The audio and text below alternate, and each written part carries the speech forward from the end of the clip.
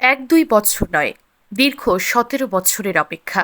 দীর্ঘ আইনি লড়াই আর নানা জটিলতার পর অবশেষে নিজের প্রিয় শিক্ষা প্রতিষ্ঠানে ফিরলেন বিশিষ্ট শিক্ষাবিদ ও অধ্যক্ষ মোহাম্মদ তরিকুল ইসলাম। যে প্রতিষ্ঠানে একসময় নেতৃত্ব দিয়েছেন, দীর্ঘ বিরতির পর সেই মহেশ্বর পাশা শহীদ জিয়া মহাবিদ্যালয়েই আবারও অধ্যক্ষের দায়িত্বে ফিরেছেন তিনি। দীর্ঘদিন পর প্রিয় শিক্ষককে ফিরে পেয়ে আনন্দ উচ্ছ্বাসে মেতে ওঠেন সাবেক ও বর্তমান শিক্ষার্থীরা। ফুলেল শুভেচ্ছা আর ভালোবাসায় বরণ করে নেন সহকর্মী ও এলাকাবাসী। নির্দোষে শুধু শুধু ওনাকে পদ থেকে সরানো হয়েছে। আমরা টোটাল এলাকাবাসী এতিম হয়ে গেছি টোটাল।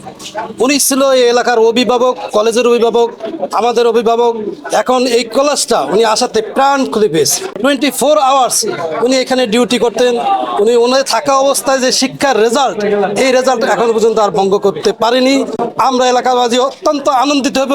যেটা চেয়েছিলাম, এলাকাবাসীর আশা আকাঙ্ক্ষা পূরণ হয়েছে অনেকদিন পর হলেও, এতে আমরা অত্যন্ত খুশি, আনন্দিত। ১৭ বছর পরে অধ্যক্ষ তরিকুল ইসলাম আবার শহীদ জিয়া মহাবিদ্যালয়ে অধ্যক্ষ হিসেবে নিয়োগ পেয়েছেন। বৃহস্পতিবার ২৭ আগস্ট সকালে কলেজের শহীদ মিনারে আয়োজন করা হয় অভিনন্দন ও সংবর্ধনা অনুষ্ঠানের। এ সময় ফুল দিয়ে অধ্যক্ষ মোহাম্মদ তরিকুল ইসলামকে বরণ করে নেন শিক্ষক, শিক্ষার্থী, সাবেক শিক্ষার্থী ও এলাকাবাসী।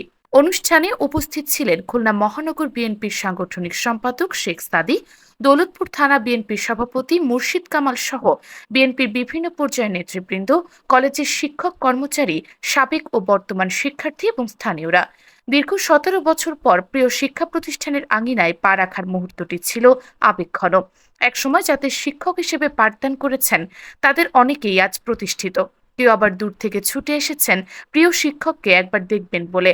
একজন শিক্ষকের কাছে শিক্ষার্থীদের ভালোবাসার চেয়ে বড় অর্জন হয়তো আর কিছুই নেই। তরিকুল ইসলামের ফিরে আসার দিনে সেই ভালোবাসারই যেন প্রতিচ্ছবি হয়ে ওঠে কলেজ প্রাঙ্গণ। একজন শিক্ষক চাকরি করেন না, একজন শিক্ষক ব্রতে নিয়োজিত থাকেন।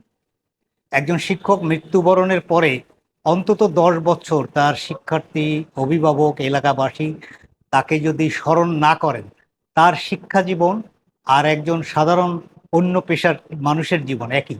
২০০৯ সালের ২৫ জুলাই পর্যন্ত আমি ডিউটি করেছি।